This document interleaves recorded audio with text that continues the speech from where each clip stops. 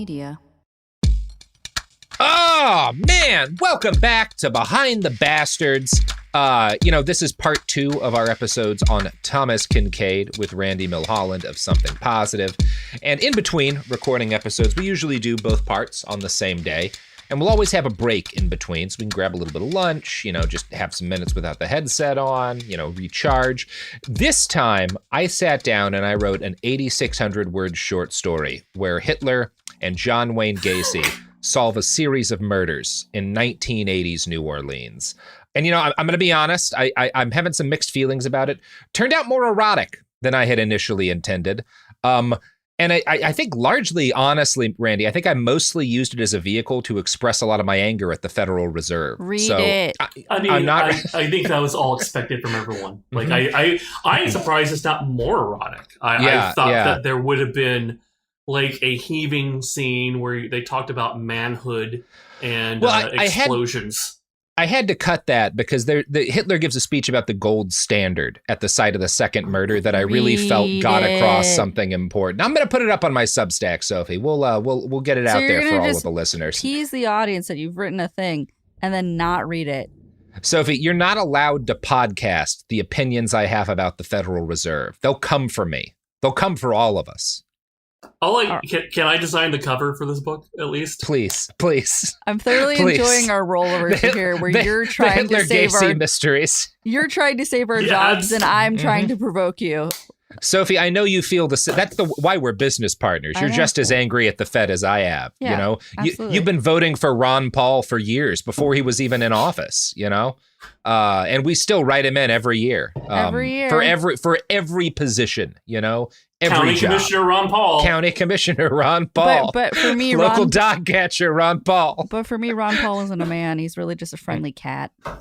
Well, Ron Paul kind of, I think, exists above and beyond the concept of sexuality, which is why he's so erotic. Anyway, Randy, are you ready to learn more about Thomas Kincade? Wow. Okay. I'm terrified to learn more about Thomas Kincade, I'll be honest with you. Because I feel like this is going to go downhill real fucking fast. It definitely will. This is an iHeart podcast. Guaranteed human. When segregation was a law, one mysterious black club owner, Charlie Fitzgerald, had his own rules. Segregation in the day, integration at night. It was like stepping on another world. Was he a businessman, a criminal, a hero? Charlie was an example of power. They had to crush him. Charlie's Place, from Atlas Obscura and Visit Myrtle Beach. Listen to Charlie's Place on the iHeartRadio app, Apple Podcasts, or wherever you get your podcasts. Hello, it's me, Anna Sinfield, the host of The Girlfriends. I'm back with more one-off interviews with some truly kick-ass women on The Girlfriends Spotlight. I'm going to climb this. Is badness hereditary? Let's see how we can stop killing. I'm not too intimidated by her. What are you talking about? Listen to The Girlfriend Spotlight on the iHeartRadio app, Apple Podcasts, or wherever you get your podcasts. Hey everyone, it's Emily Simpson and Shane Simpson from the Legally Brunette podcast. Each week, we're bringing you true crime through a legal lens. Whether you want all the facts on the disappearance of Nancy Guthrie, or you still need to wrap your head around the Diddy verdict, we're breaking it all down step by step. And we're not just lawyers, we're also husband and wife. It makes for some pretty entertaining episodes. Listen to Legally Brunette on the iHeartRadio app, Apple Podcasts, or wherever you get your podcasts. We're back. Thomas started becoming a household name in the early to mid 1990s, a time when collectibles were taking off in a big way. As we talked about last episode, this is the decade, again, Pokemon, Magic the Gathering. There's this whole new subculture, and Thomas is aware of all this. And he's aware that I think part of what he's aware of is, if you're a Zoomer, you won't remember this, but millennials in the audience will recall every time you had Magic or Pokemon or, fucking Masters of the Universe toys, some new collectible craze take off, there'd be a chunk of the Christian right telling everyone that this was the devil, that this was Satan trying to get his hands on our children. And the fear of Furbies is amazing. The fear of Furbies too, right? And D&D, which is less of a collectibles thing, but it still kind of speaks to the mood at the time. And this is not something I've heard anyone else write. Maybe I'm wrong about this, but I kind of suspect part of what Thomas is consciously doing here is recognizing, well, for a wide variety of reasons, evangelical Christians cannot or don't feel comfortable buying into these other sort of collectible things, but they're people like anyone else. Whatever thing in the human brain gets ticked by collecting a bunch of shit, they have that too. I just have to provide them with something that's safe, right? And I do kind of suspect that that's what he's doing, especially when he does stuff like... Oh, it's absolutely what he's doing. Yeah. Yeah, because it's such the same thing, the artificially restricting the selection, right? The trying to get people to hoard stuff, convincing them these are investment vehicles. And he would also, this is kind of where things get fun, he started spreading insane rumors about the links that he would go to make sure that his highlighted art pieces were like worth collecting, that nobody was getting a fake, right? That you were getting an original Thomas Kincade print if you bought a Thomas Kincade print that a real person had like slapped a little bit of paint on a tree for.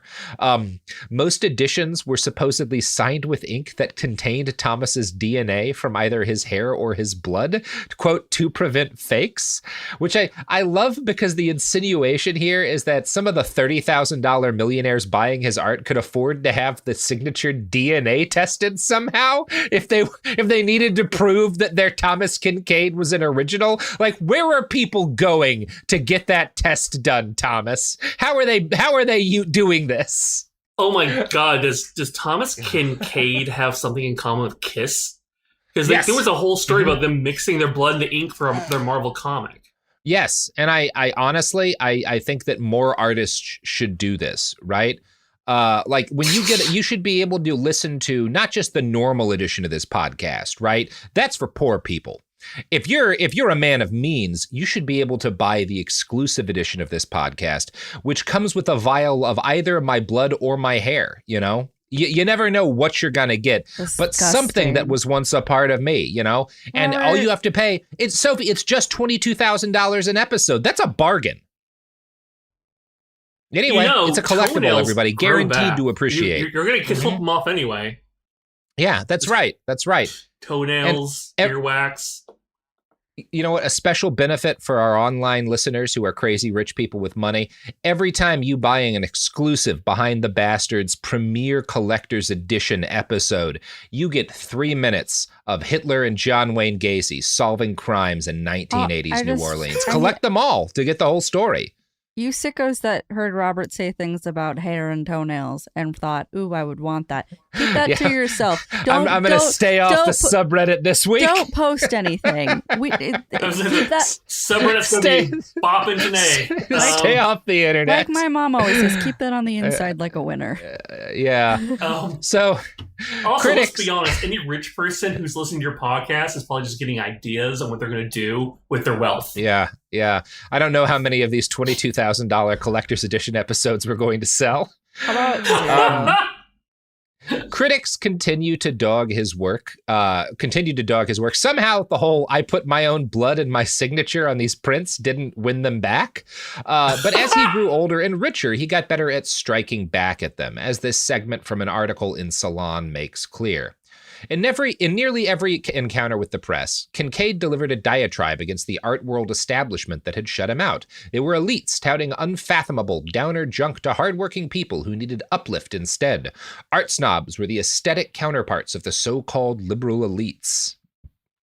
So he's doing culture war stuff with this too, which is, again, he's not unique in this. That's really starting on the right in the 90s.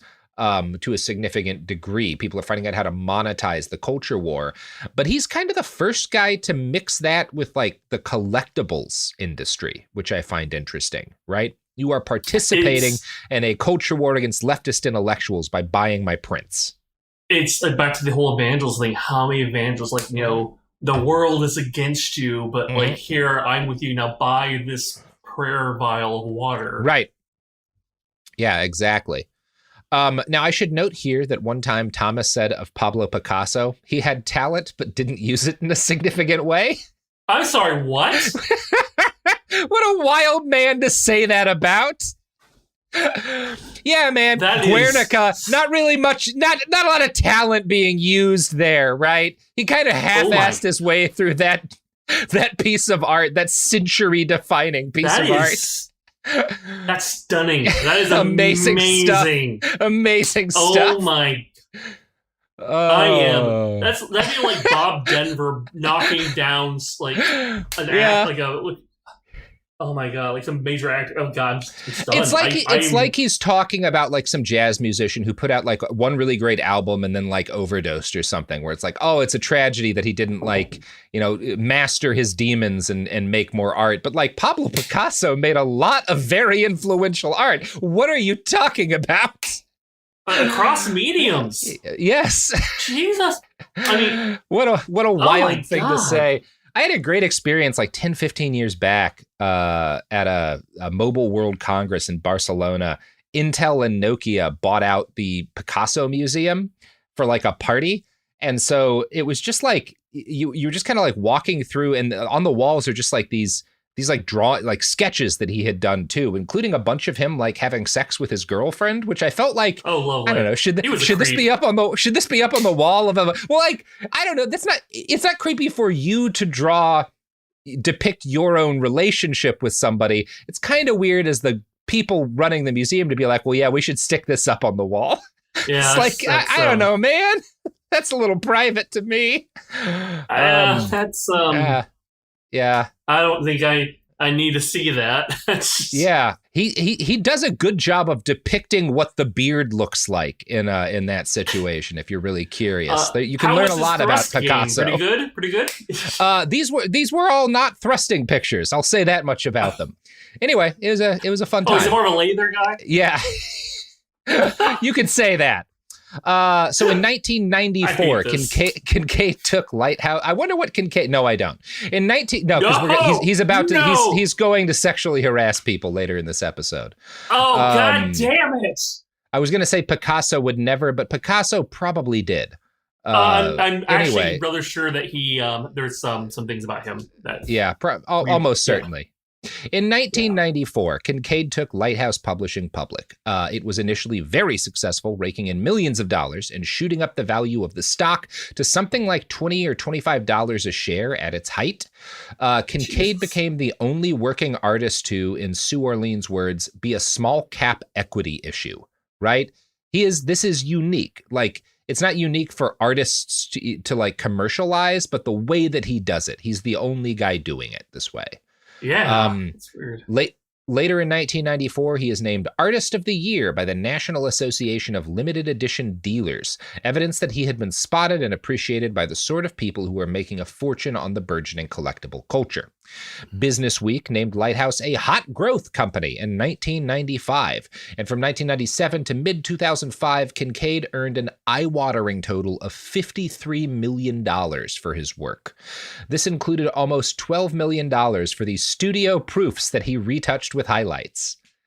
Nice work if you can make it. Mean, if you can find the suckers with the money, I mean, I don't know what to say. Like, I see nothing wrong with becoming rich off your work. I see nothing wrong with selling your stuff out there, but I do hate the whole like grift part of it.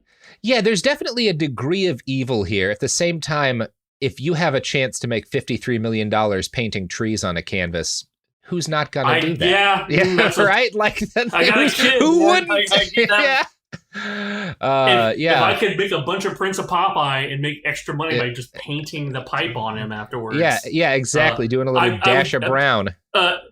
Hearst Media, I promise I will not be doing that. Please don't hire me. I might though. If you want to see me paint some pipes, or paint once we get that Hitler Gacy art, I could do a little dollop of color on there. $12 million. Stop grifting. It'll appreciate, Sophie. It's going to make the money. This is a great investment vehicle. What's my cut? Cash out your 401k. We always go 50-50. Listener, then I'm very pro. Cash out your 401ks and pick up some of our erotic Hitler Gacy art. It's the Bitcoin of the 2020s. God. I feel like people who bought these prints with paint on them are the same people who probably also silently buy the Trump dollars. Yes. Or the Trump teddy bears. These 100% of his customers have since gotten caught up in a scam where they bought $500 Trump bills and or they are collecting Iraqi dinars, waiting for Trump to get back in and revalue them. Like, they are all born marks. That is who he profits off of. That's why there's one of these in every 10 houses. They must really love the gold advertisement you have. Oh God. We all love gold. I mean, it's again a great investment vehicle. Only goes up. Don't look into that. So as the business went on, Kincade proved himself a savvy innovator. The people he brought on to advise his company once it started making millions of dollars seemed to have felt he was walking a tightrope, providing art that looked original and unique, but wasn't original and unique in any sense that mattered. When Thomas told them he wanted to start offering different sizes of print and versions of his prints in limited products like mugs and Lazy Boy lounge chairs, seriously, they did Lazy Boy chairs. What? Yeah, cottage painted on them? Yeah, I think like a whatchamacallit, a landscape. Yeah. That sounds like a nightmare. I don't want to wake up surrounded by Thomas Kincade art. This is reminding me of Kiss again. Like, don't forget to get your Thomas Kincade coffin. These are not they're not very different people in a lot of ways. No, they're not. I think Gene Simmons is a lot more honest. Because I'll say this, Thomas always pretends to not be the kind of guy he is. Gene Simmons is pretty much the kind of guy he is. Right? Yeah. One thing you can't say when you hear ugly stuff about Gene Simmons, you can't pretend he misled me, right? It's like, no, well, you really can't. I kind of always knew you were a piece of shit, Gene. Yeah. You feel like it's like oily to be around you. Yeah, I would have to take a shower shaking your hand. I just know that about you. So anyway, his investors, Kincade's investors, when he starts putting out Lazy Boy chairs, are like, well, what if this devalues all the prints you're putting out? These are supposed to be investment vehicles. People are supposed to be serious art. This might make it look cheap. And Kincade replied, "Fuck you, motherfuckers," and whipped out his dick. I mean, not like literally. I would respect that. But also, he kind of did literally, because Thomas Kincade was the kind of guy who liked to assert his dominance in social situations, particularly business settings, by pissing on stuff. Yeah. This is a regular thing in his career. So he did kind of whip his dick out on them, right? Yeah, I used to know. He seriously, he reenacted the bathroom scene from Wolf? Yeah. I mean, I used to know kind of like mid-level drug lord, lower mid-level drug lord who would do that whenever he showed up at a site. It's just like whip his dick out and start pissing all over the ground in front of the farm or something. It's just there's some guys who just have that in them that need to like, this will somehow gain me a benefit in the situation. I prefer I got this from the old Upright Citizens Brigade, but the ass pennies idea, that one works a lot better.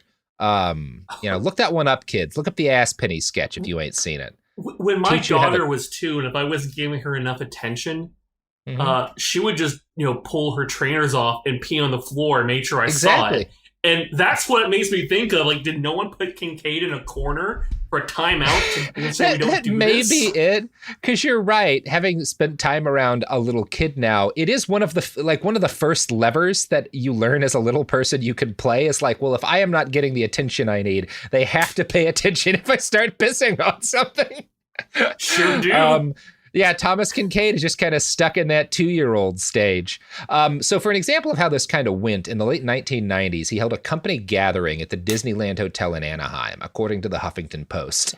Quote, "This one's for you, Walt," the artist quipped late one night as he urinated on a Winnie the Pooh figure, said Terry Shepard, a former vice president for Kincade's company, in an interview. Gross, sir.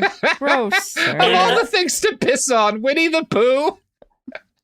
And again, I would like to reiterate, Kincade's company currently has a license with Disney and does Disney prints, Marvel prints, and Star Wars prints. Yeah. Also, he's called Winnie the Pooh, not Winnie the Pea. Get it right, Thomas. You do have to pay an extra 50% for one of the Winnie the Pooh prints that he pissed on. Those are a dwindling commodity now, tragically, since his passing. His urine is in the signature. Now, this incident, him pissing on the Pooh, came up in a court case. That's why we know it. So this vice president had to tell this story under oath. And when Thomas was questioned about it, he told the truth and described that he said that basically, this isn't a thing I did just once. I am drawn to, quote, ritual territory marking. Oh, wow. Very funny. So does he own the 100-acre wood now because he peed on Winnie the Pooh to assert his dominance? Like, I don't know. That's how it works. That's how it works. That's how he got ownership of it from A.A. Nilm. That old fucker just couldn't fight back. Didn't have a strong. His prostate's been swollen up since World War I, so he can't even get a good stream out. It's hard to fight back when you're a corpse. Well, yeah, that too. Men are gross. So, that's gross. Yeah, Sophie, we are. We are. Don't be judgmental. Don't be judgmental. You know, the world needs all kinds. Without people peeing on plants, how will they get enough nitrogen? I think it's nitrogen. Anyway, I don't think that's good for plants per se. It's good for some stuff. You know. Anyway, here's ads. Almost 30 years together, 4 kids, and some of reality TV's most unforgettable moments, we know a thing or two about living life out loud. We're taking you behind the scenes in our new podcast, Between Us, with me, Heather Dubrow. And me, Terry Dubrow. Between Us isn't about perfect lighting or curated Instagram grids. It's the unfiltered, behind-closed-doors conversations you wish you could eavesdrop on. Equal parts smart, funny, and a little bit scandalous. Every week, Heather will bring you an unapologetic take on the headlines, the trends, and the cultural moments everyone's texting about. And Terry will deliver insider beauty, health, and wellness insights you won't find on TikTok. Together, we'll tell the stories, spill the secrets, and share the hacks that keep life, marriage, and everything in between feeling fresh and fun. We may live in a gated community, but there's zero gatekeeping here. And plenty of did they just say that moments? Listen to Between Us on the iHeartRadio app, Apple Podcasts, or wherever you get your podcasts. Ever feel like you're being chased by the marriage police? Welcome to Boys and Girls, the podcast where dating isn't dating. Arranged marriage is basically a reality show, except the contestants are strangers and your entire family is judging. You're sipping coffee with one maybe, grabbing dinner with another, and praying your karmic Ken or Barbie appears before your shelf life runs out. Trust me, I've been through this ancient and unshakable tradition. I jumped in hoping to find love the right way, and instead I found chaos, cringe, and comedy. And now I'm looking for healing. Boys and Girls dives into every twist and turn of the arranged marriage carousel. The meet awkward, the near misses, the heartbreak, and let's not forget all the jokes. Listen to Boys and Girls on the iHeartRadio app, Apple Podcasts, or wherever you get your podcasts. Segregation in the day, integration at night. When segregation was the law, one mysterious black club owner had his own rules. We didn't worry about what went on outside. It was like stepping in another world. Inside Charlie's Place, black and white people danced together. But not everyone was happy about it. You saw the KKK? Yeah, they was dressed up in their uniform. The KKK set out to raid Charlie, take him away from here. Charlie was an example of power. They had to crush him. From Atlas Obscura, Rococo Punch, and Visit Myrtle Beach comes Charlie's Place, a story that was nearly lost to time. Until now. Listen to Charlie's Place on the iHeartRadio app, Apple Podcasts, or wherever you get your podcasts.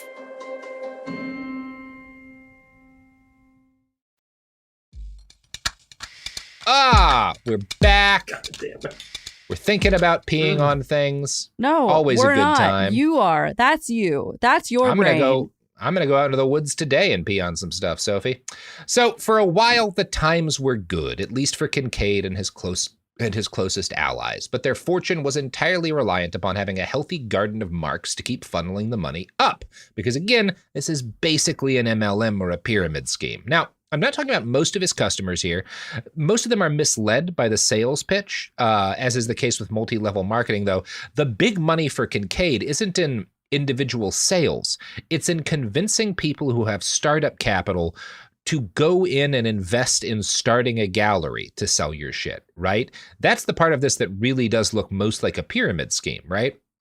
Because while Lighthouse is a public company, each Kinkade signature gallery is a business owned by private operators, much like a McDonald's.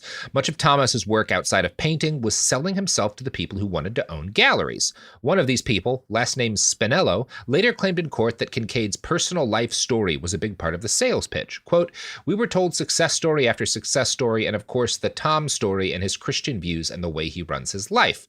So these are like old retirees who have banked a few million and are being told like, oh, this nice Christian man is giving us a chance to really increase our wealth. He wouldn't lie to us. Look at what a good Christian he is. Now, of course, like any man with this much money, Thomas was not living the chaste and sober life of a monk. From an article in the LA Times, quote, "In testimony and interviews with the Times, Shepard and other former employees said they often went with Kinkade to strip clubs and bars, where he frequently became intoxicated and out of control. John Dandoy, Media Arts Group's senior director of retail operations from 1995 to 1999, testified in a hearing that the artist was a sort of Jekyll and Hyde character whose behavior worsened as the alcohol flowed.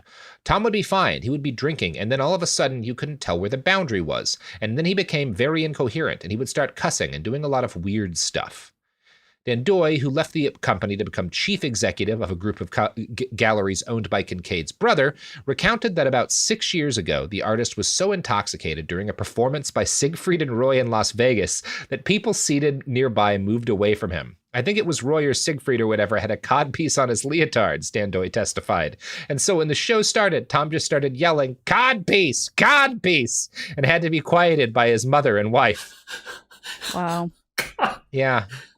He's like that uncle everyone has. Who just... Yeah, he's your drunkle. He's heckling Siegfried and Roy, you know? That one's more or less, look, I heckled floor shows in Las Vegas while too drunk to be controlled? Yes. Do I do it every time I go to Las Vegas? Proud. Absolutely. You know, would I have done that to Siegfried and Roy? Possibly. You know, that's not why we're angry. I just thought it was a funny story. I'm amazed. Also, there are women out there who can say they gave lap dances to Thomas Kincade, to the painter of light, which is a trademark, by the way. You can't call yourself the painter of light. Only him. I want to see a Thomas Kincade painting where it's a beautiful country landscape, that nice mist in the morning, and the sun breaking through like the orange and red clouds on a strip club. Mm-hmm. Just like a side of the road, glowing from club. The inside, nowhere strip club with like a little Thomas Kincade out front smoking a cigarette and thinking about how his life went so wrong. Yeah, why his wife won't return his phone calls. That's the art we need. So for a while, his wife Nanette was able to exercise partial control over Tom when they were together. But as the years went on, Thomas traveled constantly for business. His galleries sold unevenly most of the year, but they always received huge bursts of sales, sometimes hundreds in a day, with lines out the block, when he showed up to give a talk and personally highlight pieces. So he would have to travel around to galleries in order to keep sales going. And, you know, this leads to him being away from his wife and being away from any kind of like moderating aspects on his behavior, which leads to him partying constantly in this company culture where the employees who work for Thomas directly, like the master highlighters and his business managers and marketing people, come to view Thomas as something of a god, and his backstory is like this sacred text because he's worshipped whenever he shows up at one of these places. He has fans lining up out the door. So you can't really think of him as this normal person. There's almost this like derangement that goes on for the people working beneath him. And there's this kind of cultic belief system that springs up within the Kinkade company itself, which is embodied by one of his business managers talking to The Guardian here and saying, quote, "There's over 40 walls in the average American home. And Tom says our job is to figure out how to populate every single wall in every single home and every business throughout the world with his paintings." Which is a deranged thing to say and want, but Thomas Kincade walked so that AI fucking image generators could run, right? Also, this is some like L. Ron Hubbard shit. It is, right? That like, there's something, this is a big part of the narrative too, that like, there's something healing about our paintings. People need them. And so, you know, the fact that Thomas himself is this messy drunk who does not live the actual life he pretends to live. The fact that we're charging an arm and a leg for these is justified because these are making the world better. You mean your prints that you've dribbled one dot of paint on? Yes. These are part of healing the planet and bringing it back to God. As one line from a company brochure noted, in the often hurried, unsympathetic, and complex world we live in, the images Thomas Kincade paints offer a place of refuge, a place where the transient things of life give way to the things that matter most, faith and family, a loving home, and the people who know and love us. Now, this all sounds patently silly, just an obvious soulless grift, but Kincade's work really touched a huge number of people. The fact that I think they were wrong to be touched by what was a patent soulless grift by a man who did not believe the things he pretended to say to them didn't matter, right? And I gotta say, one of the few people who try to grapple with this and do a really good job of it was Joan Didion, who wrote this about Thomas Kincade. The passion with which buyers approached these Kincade images was hard to define. The manager of one California gallery that handled them told me that it was not unusual to sell 6 or 7 at a clip to buyers who already owned 10 or 20, and that the buyers with whom he dealt brought the viewing of the images a sizable emotional weight. Right? These are early super fans, and there's a degree of what you're going to see in Trumpism, where once it comes out, the kind of lifestyle he really lives, it doesn't affect his fan base at all. They don't care, because what they need is not the reality of Thomas Kincade. They need this like fantasy of who and what he is and what his art represents, and he's not a necessary part of that past a certain point. Well, it's like that with most like conservative Christian groups. Like, look, Jerry Falwell, happened, and he still had people. Jim Baker still has a career. He went to prison. He literally went to prison.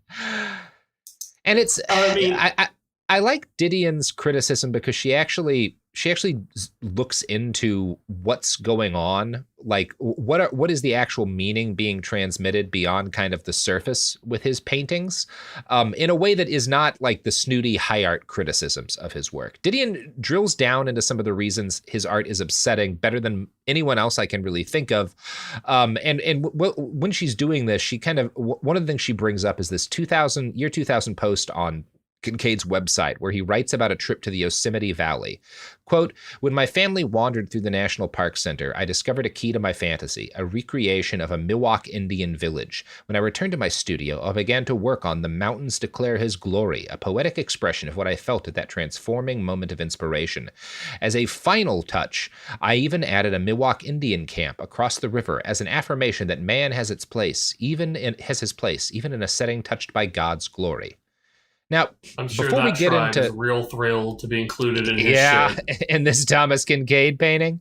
Before we get into Joan's breakdown of why this is fucked up, first here's the painting itself, right? You get the mountains, sunset, a lot of light playing through them. It looks like maybe an early fall image. You've got a couple of very stereotypical looking teepees there.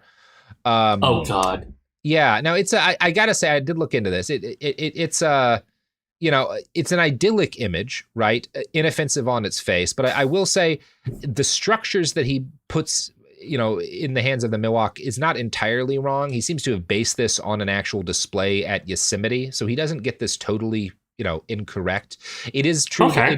It is worth pointing out the more common shelters used by the Miwok were what they called umotka, which is a conical bark house lined with pine needles and layered outside with earth, and the koja, which is a semi-subterranean dwelling, and a lot of the sun shelters that were kind of more temporary were rectangular and flat-topped, but they did have shelters that looked kind of like this. So I will say his depiction is not like it's not super. He didn't just like draw a random teepee, and this is not a tribe that used anything like that. I think he based it off of a depiction of a Miwok base research, at least. So yeah, I think he was just inspired by a thing that had done some base research, and that probably explains it. But I did look into it because I wanted to know, did he just throw a teepee on there? Because and no, that apparently is not wrong. So that's good. That's one mark. There's one mark there, right? But Joan does a really good job of explaining what is messed up here. Affirming that man has his place in the Sierra Nevada by reproducing the Yosemite National Park Visitor Center's recreation of a Miwok Indian village is identifiable as a doubtful enterprise on many levels, not the least of which being that the Yosemite Miwok were forcibly run onto a reservation near Fresno during the gold rush and allowed to return to Yosemite only in 1855. In other words, Kinkade has commercialized a moment from the past in the same way that this land was commercialized at a different, point with, in a much more violent way, and is kind of only capable of commercializing this moment that ignores the complexity and the pain in that history, right? Because there's no room for complexity or pain in his art, right? We just have this kind of idyllic portrayal of a village that he's stuck on something that's supposed to go on some boomer's wall in their like retirement home in Scottsdale, right? It's a further kind of commodification of that. That's like seeing a painting of like this gorgeous field in a path, like, oh, that's the Trail of Tears. Mm-hmm. What the fuck? Yeah, and it's just kind of like ignoring what is more, I don't know. It's a very Kinkade thing to do, is fair to say. Now, the best criticism I found of his work came from a blog, Here's What's Left, from 2005. The writer, identified as Michael, is someone with a passing interest in art history who I think might have come from an evangelical background. And he compares this piece by Kinkade that we started the episode with, right? You've got the cross up on the hill. You got that big bright sunlight, illuminating it. With the painting that likely inspired it by 19th century German painter Caspar David Friedrich. It's called The Cross on the Mountain. Now, you can just see right there, nice. Yes, these are very different artworks in their quality. There's, even as someone who's not at all... There's a mood to that has like some anguish to it. Like the crowds, you could make the argument that that's the blood of Christ. I mean, right. Like, going back to my evangelical childhood. And you actually have Jesus on the cross. Right. Like the silhouette of the suffering. Whereas it's just a cross in Kinkade's. Yeah, I think those are all really good notes. And it's worth noting that like actually putting Christ on the cross is a thing that Caspar does in another similar work of art, The Cross and the Cathedral in the Mountains. And I think Kinkade's work is kind of a hybrid of these two, right?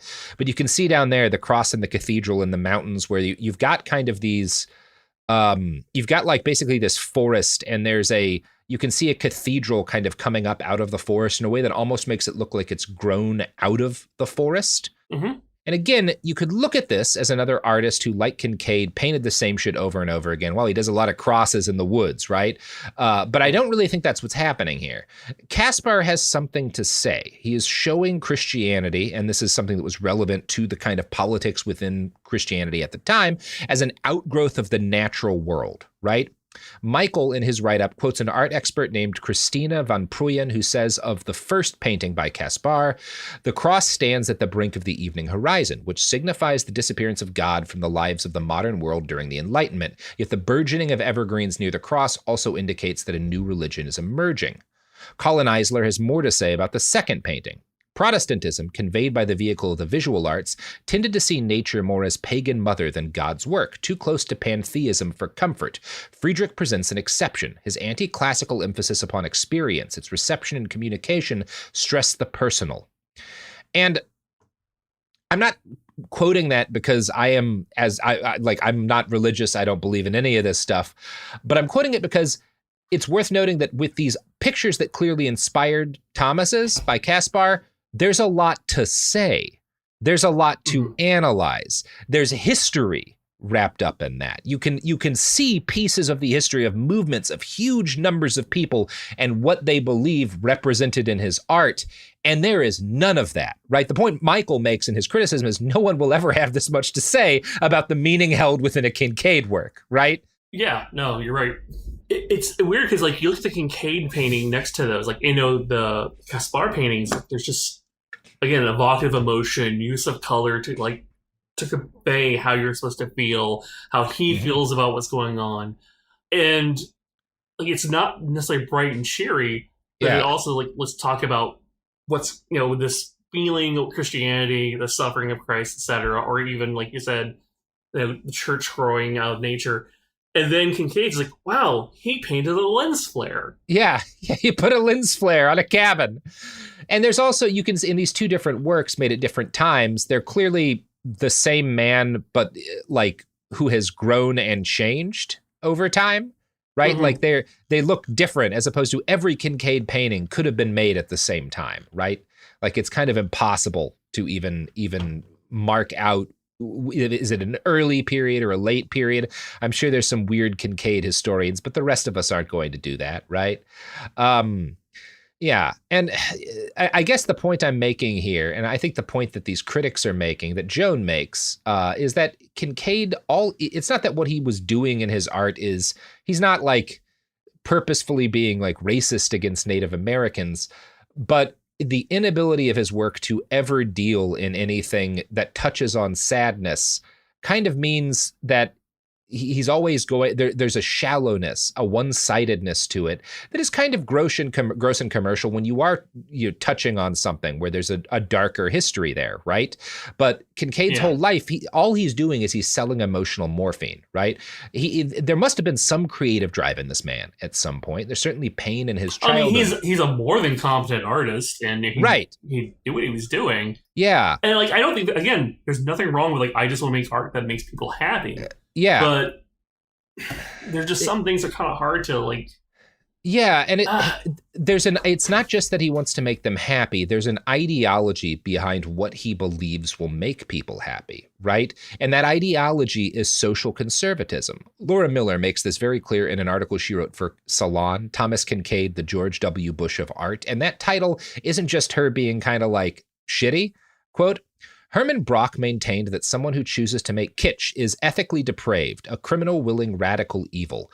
The novelist Milan Kundera believes kitsch to be the natural expression of totalitarianism. That's a lot of moral weight to place on a bunch of garish cottage paintings, but Kincade was always the first to present his work as a form of ideology. Kundera defined kitsch as the absolute denial of shit, meaning it offers an airbrushed, sterilized, sentimentalized view of the world. From that, it doesn't necessarily follow that art wallows in shit, but art doesn't exist for the primary purpose of denying it either. Kitsch is, first and foremost, a lie. Its very existence is founded on bad faith. And the best example of that is the fact that Kincade is an official member of the George W. Bush presidential prayer team, from whom he received an award, right? He is a friend of George W. Bush. He met him a number of times. And it's this flattening of American culture during this period where we are taking a very dark turn, where we are invading two countries, where there are huge numbers of deaths overseas as a result of American action. And Kincade sees his goal not just to pray for the guy behind a lot of it, but to sell people during this time when they're scared and upset about the violence that they are a part of, to calm them down with these anesthetizing pieces of art, right? He really does see his goal as that, right? Like, keep pulling the lever and voting for Republicans. Here's a nice picture of a cabin. Now you can feel comfortable as you like slide off into senility, right? That is what Thomas Kincade is doing. And while he's doing this and portraying himself as this upright Christian pinnacle of like, what the evangelical spirit can achieve, he is spending all of his free time at strip clubs, drinking and abusing prescription drugs. He's pissing on shit to show dominance. I didn't know about that. Oh God. Oh yeah. Yeah. He's also doing, he's mixing like hard liquor and Valium a lot. And he's also sexually harassing and assaulting his employees. In the court cases that we've been building to and have quoted from earlier in this, witnesses testify to seeing Thomas at one of the many signing parties for his paintings. He got so drunk he fell off a bar stool and, per the Huffington Post, palmed a startled woman's breast. Then when the wife of a former employee tried to help him out, he cursed her out. Now, that's an ugly story, but much worse is the tale of a company party at a motel in South Bend, where Thomas met with a group of signature gallery owners to sign a bunch of their prints. This meeting came about because Thomas had convinced all these men and women to invest their savings into starting galleries for his art. He'd promised them sales and ever-escalating profits, and by August of 2002, those profits had started to stall. So the event was a goodwill gesture, but later in the night, there was an open bar, and Thomas got very drunk. Next, per the Huffington Post, at one point, according to testimony and interviews with 3 others who were there, Kincade polled the men in the room about their preferences in women's anatomies. He was having a conversation with the men in the room about whether they liked breast or butts, said Lori Kopek, Coates' director of gallery operations, who also testified about the party. There were only 2 women in the room, and I was very uncomfortable at that point. It was during that bawdy discussion, according to arbitration records, that Kinkade turned his attention to the other woman. He approached her and palmed her breasts, and he said, "These are great tits," Ernie Dodson, another Coat employee, told the Times, adding that he drank no alcohol that night. "I was just standing there in the corner in amazement. It was like, holy cow." And man, Dodson, I'm not really impressed that you didn't drink. You didn't like stop him. You didn't do anything. You didn't say like, no wow, shit. Boss, that's like fucked. Like you're not, you're you need fondling a job, someone. But there's a fucking limit. Yeah. This is really a step in moment, brother. I'm not impressed that you didn't drink. I'd be more impressed if you were drunk too and you had the moral presence to just hit the guy, right? At least anyway, push him off. Say, dude, don't do that. Yeah. That's a bare minimum. Hey, stop. Yeah, that's gross, man. This is a fucking company gathering and you are grabbing someone's tits. What the fuck? Anyway, when this came out, Kinkade denied the allegation. He said this in a deposition: "You've got to remember, I'm the idol to these women who were there. They sell my work every day, you know. They're enamored with any attention I would give them. I don't know what kind of flirting they were trying to do with me. I don't recall what was going on that night." Hey, buddy, quick tip here. I was too blacked out to know what kind of quote-unquote flirting led to me groping someone. Not a defense. Anyway. You're disgusting. You're disgusting. Ew, ew, ew, ew. You know what's not What disgusting, though, shit. Sophie? You know what makes me feel good? What makes everyone feel good? What Groping these ads? Yeah, well, we maybe don't say groping. But we do emotionally, in the same way that John Wayne gave... Almost 30 years together, 4 kids, and some of reality TV's most unforgettable moments, we know a thing or two about living life out loud. We're taking you behind the scenes in our new podcast, Between Us, with me, Heather Dubrow. And me, Terry Dubrow. Between Us isn't about perfect lighting or curated Instagram grids. It's the unfiltered, behind closed doors conversations you wish you could eavesdrop on. Equal parts smart, funny, and a little bit scandalous. Every week, Heather will bring you an unapologetic take on the headlines, the trends, and the cultural moments everyone's texting about. And Terry will deliver insider beauty, health, and wellness insights you won't find on TikTok. Together, we'll tell the stories, spill the secrets, and share the hacks that keep life, marriage, and everything in between feeling fresh and fun. We may live in a gated community, but there's zero gatekeeping here.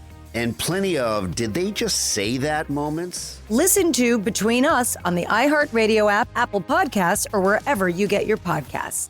Ever feel like you're being chased by the marriage police?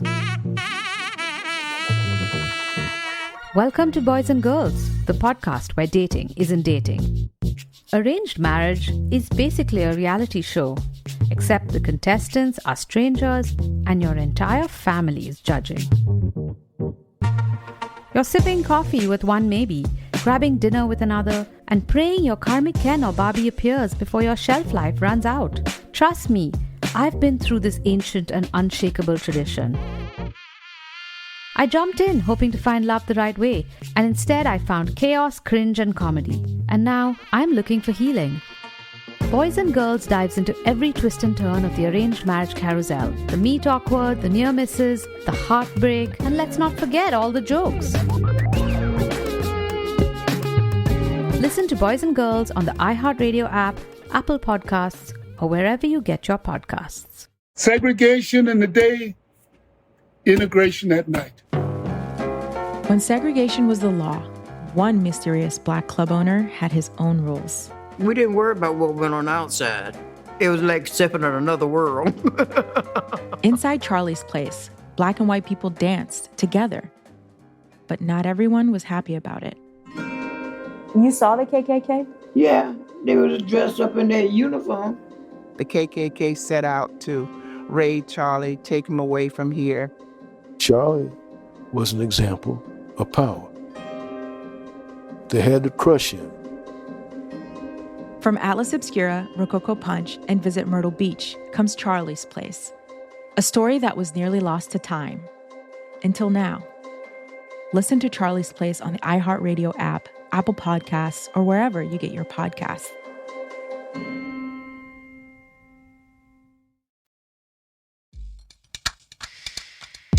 We're back, and I've just had a word with our own HR department. I apologize. I have deleted roughly a third of my short story. That's it? Yeah. I mean, again, Sophie, it is mostly about the Federal Reserve. In fairness, I'm going to rewrite it later. Yeah. Okay. Thank you. That'll fix it up. That'll smut it up some. What would John Wayne Gacy's persona be? Oh God! It's got to be like a big Garfield style cat. I feel like. See, I was thinking of one of those monkeys that's kind of colorful face with clown makeup.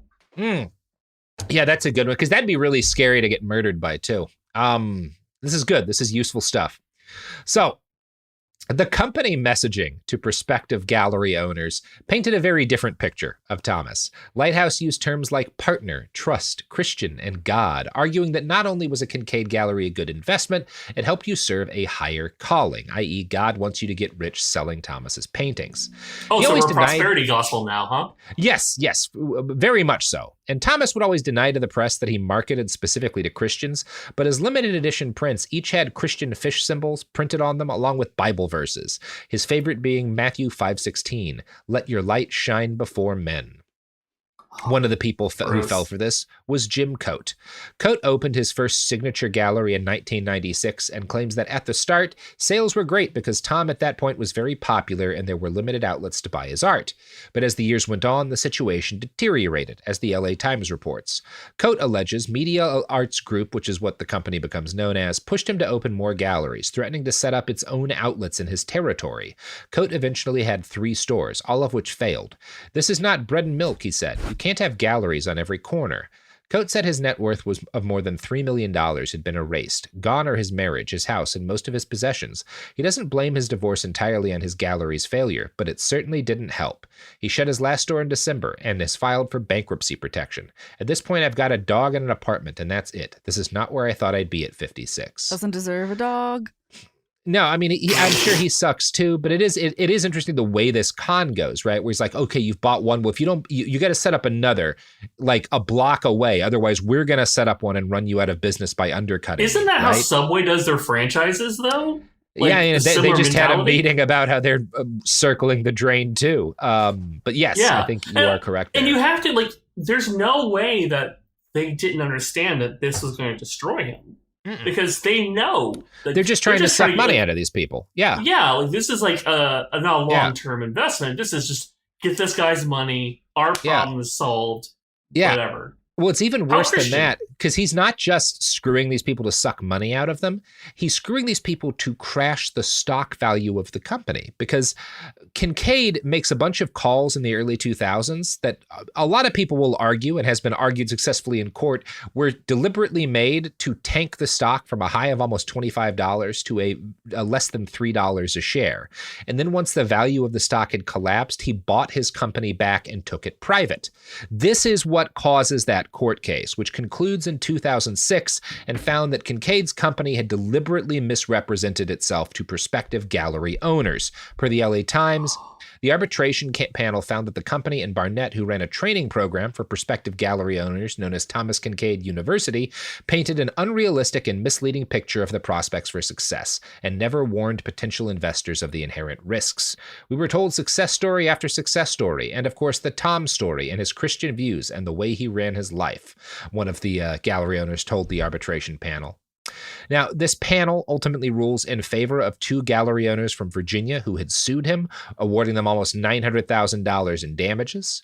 These people, all of whom had had money to burn when they started talking with Kinkade's people, are the least sympathetic of his victims because a lot of regular, not rich people got scammed into buying crappy prints as an investment too. In the early 2000s, Kinkade's company started publishing books. A write-up I found in Salon describes them all as being made by a semi-industrial process, just like his highlighted paintings. In short, he would write an introduction and presumably approve an outline, and then someone else would write the novel. Now, you can compare this to his old friend whose Dinotopia books were labors of love, whatever else you might say about them. He actually cared about that stuff. You could tell. It's clearly the work of someone who cares deeply about telling a dinosaur story. And having fun. Really? And having a good time with it. Yeah. I remember them very fondly. I haven't picked them back up since I was like 12, but I remember them fondly. I remember there was a Dinotopia video game that had puppets. See, now that I didn't play. Shit, that sounds awesome. So all these books, as best as I can tell, are about quaint small towns. Generally, there will be a woman who comes from the big city with a big job that's stressing her out. And then she comes to a small town and she gets swept off her feet by some like farmer who convinces her the real joy in life is having a bunch of kids and no longer voting. So they're Hallmark movies, basically. They're all Hallmark movies. A lot of them focus on how sinful Boston is compared to the countryside, which I do approve of. I mean, I don't disagree. Mm-hmm. Now, what I find most... he'd love Boston because everyone pees and everything there. Yeah, I mean, it is the city of Boston piss. Smells like urine. That's what we all say about Boston. Yeah, the city of piss.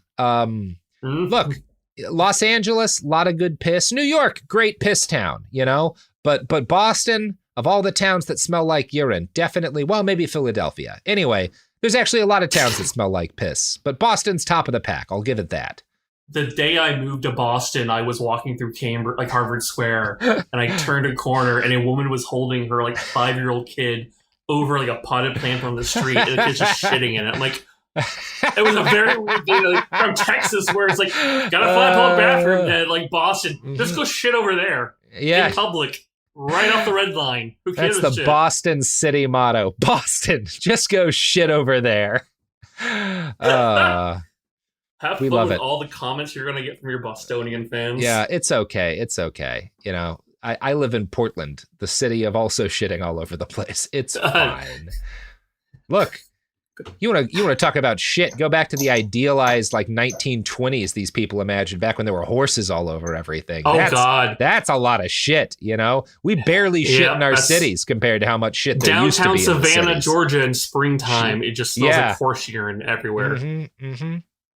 So what I find most interesting about this Salon article about Thomas's shitty Kinkade novels is how the writer describes the reaction of Kinkade's fans to a negative review of the first book in the series. No.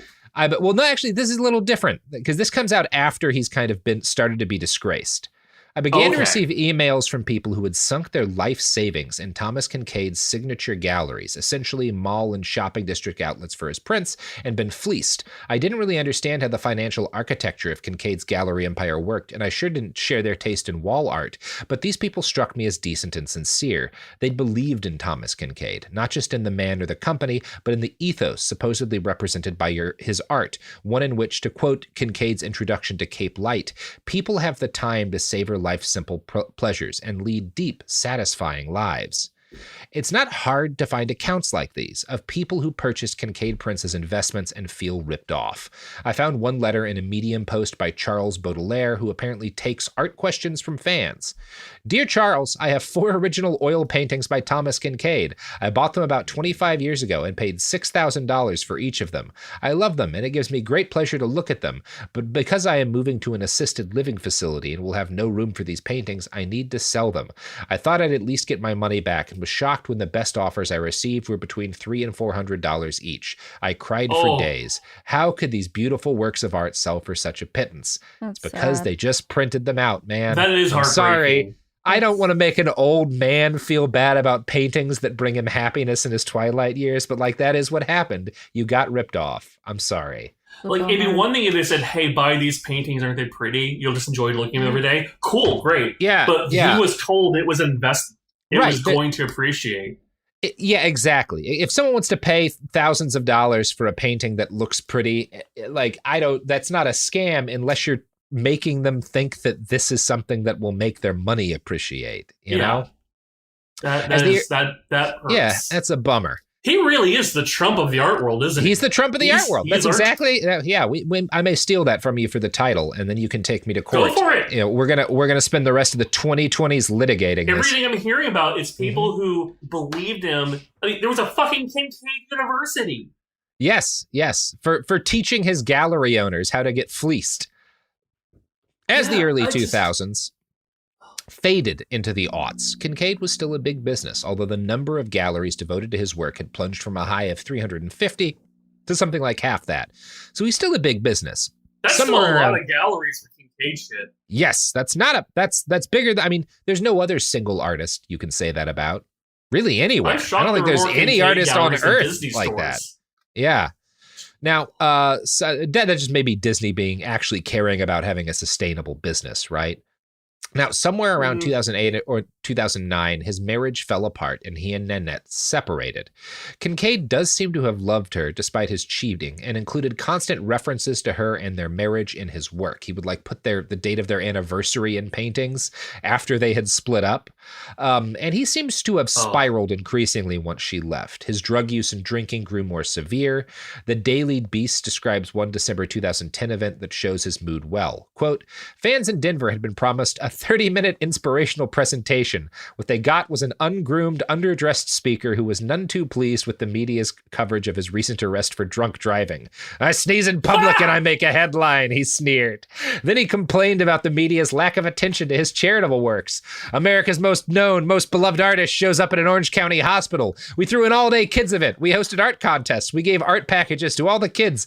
I talked to them about journaling their life, about creating something every day that makes a statement. And we sent word out to every newspaper. Come down, see this day of joy, this day of celebration. No one showed, but make one wrong step in public and they put it on the front page. Yeah, man. Thomas Kincade gives kitschy fucking journals to sick kids is not an art story in the way that rich artists caught drunk driving is. Maybe that's wrong, but it's just obvious. You remember that Simpsons episode, Camp Krusty, where like Krusty shows up, like yelling at the journalists, "You leeches, where were you when I did Farm Aid?" Yeah.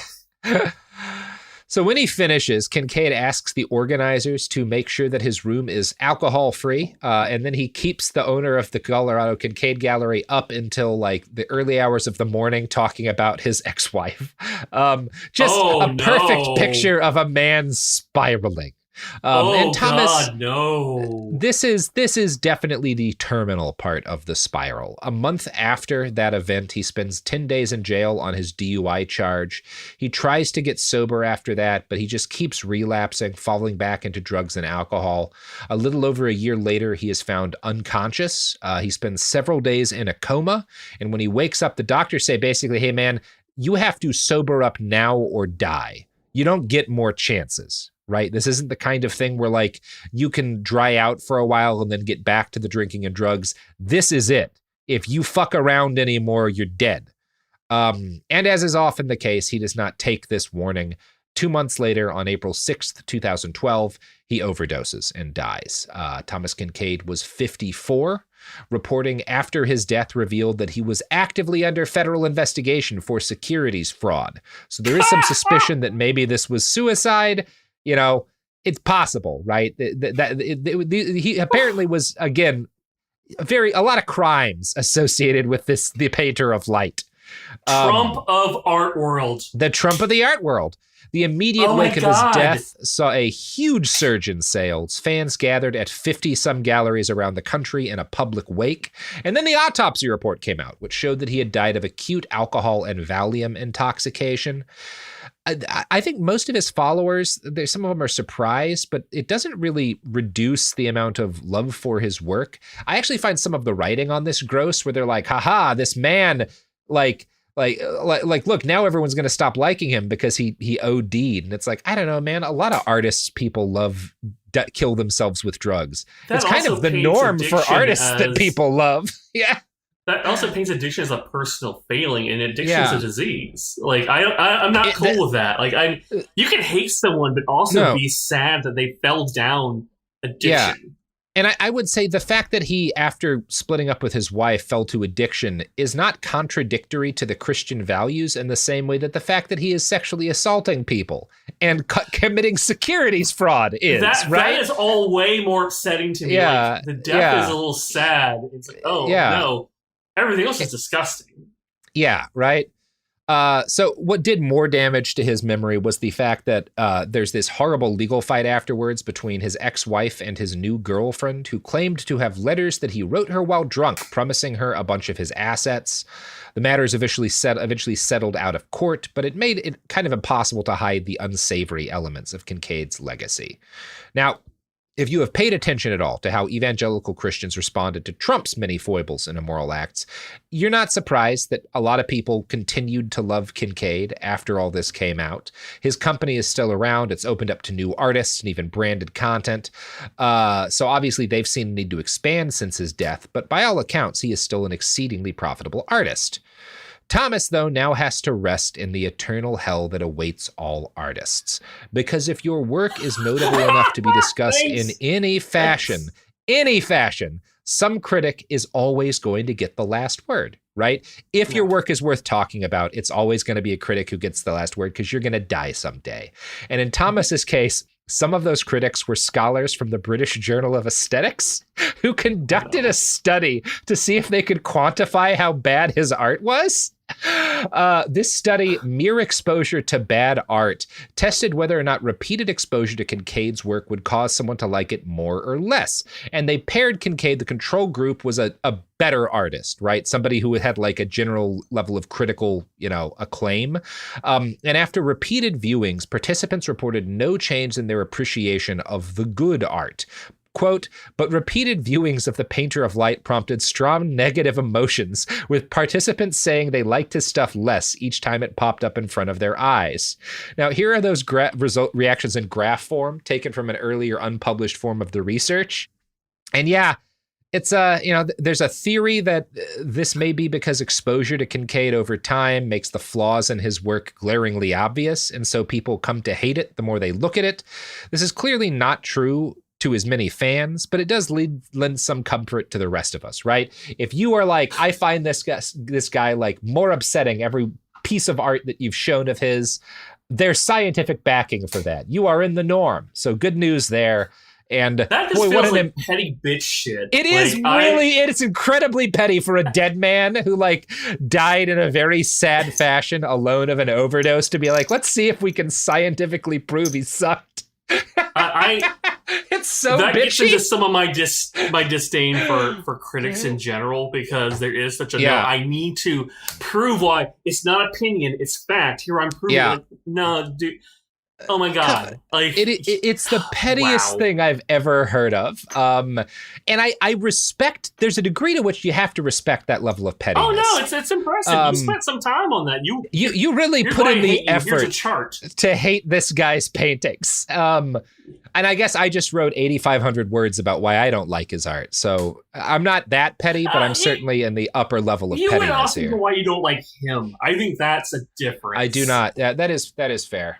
Because I believe, I felt this for a long time, the only real valid artistic expression in our society is reprinted T-shirts of Bart Simpson during the Gulf War. That's all great art, is just some kind of reprinted Bart Simpson T-shirt made in order to. I assume that includes all the generate Black enthusiasm. Bart shirts that they did. Yes, of course. Yeah. Yes.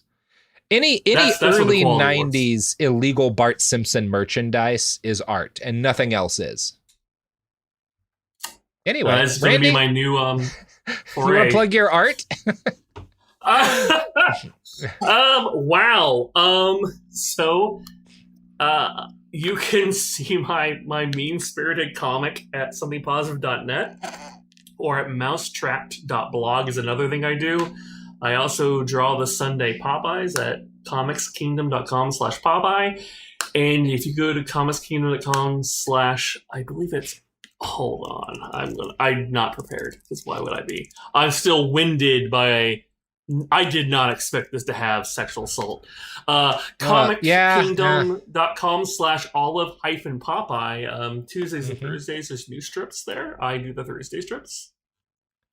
Yeah, excellent. Wow. That did not go where I thought it was going to go. No. Well, I'm always happy to hear that, Randy. And all I can say is, I still feel like I have gotten off luckier compared to most of your guests. Oh yeah, fairly low. This is one of our more low stakes bastards for sure. There's no dead children in this episode that I'm aware of. Yeah, no dead kids. Some old people lose their savings. Definitely a sexual assault or two. Yeah, that sucks. That was upsetting. But not our worst. Not our worst. But tune in next time we have Randy on, and I finally reveal the dark truth behind the person who does High and Lois. I'm just gonna say that's a King Future comment. Please don't get me in trouble. Look, there's literally a National Cartoonist Society meeting next week I'm supposed to go to. The word war crimes gets thrown around a lot these days, but it should be thrown around here. Yeah.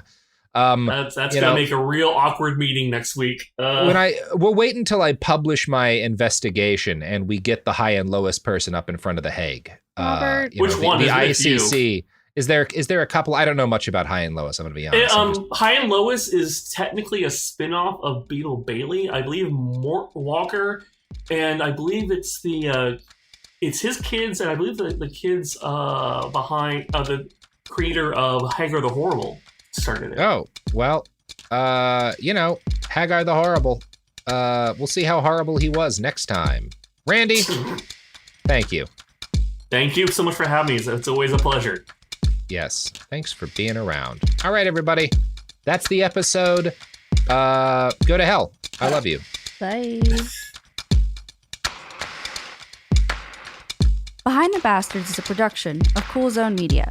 For more from Cool Zone Media, visit our website, coolzonemedia.com, or check us out on the iHeartRadio app, Apple Podcasts, or wherever you get your podcasts. When segregation was a law, one mysterious black club owner, Charlie Fitzgerald, had his own rules. Segregation in the day, integration at night. It was like stepping in another world. Was he a businessman, a criminal, a hero? Charlie was an example of power. They had to crush him. Charlie's Place, from Atlas Obscura and Visit Myrtle Beach. Listen to Charlie's Place on the iHeartRadio app, Apple Podcasts, or wherever you get your podcasts. Hello, it's me, Anna Sinfield, the host of The Girlfriends. I'm back with more one-off interviews with some truly kick-ass women on The Girlfriends Spotlight. I'm going to climb this. Is badness hereditary? Let's see how we can stop killing. I'm not too intimidated by her. What are you talking about? Listen to The Girlfriend Spotlight on the iHeartRadio app, Apple Podcasts, or wherever you get your podcasts. Hey everyone, it's Emily Simpson and Shane Simpson from the Legally Brunette podcast. Each week, we're bringing you true crime through a legal lens. Whether you want all the facts on the disappearance of Nancy Guthrie, or you still need to wrap your head around the Diddy verdict, we're breaking it all down step by step. And we're not just lawyers, we're also husband and wife. It makes for some pretty entertaining episodes. Listen to Legally Brunette on the iHeartRadio app, Apple Podcasts, or wherever you get your podcasts. This is an iHeart podcast. Guaranteed Human.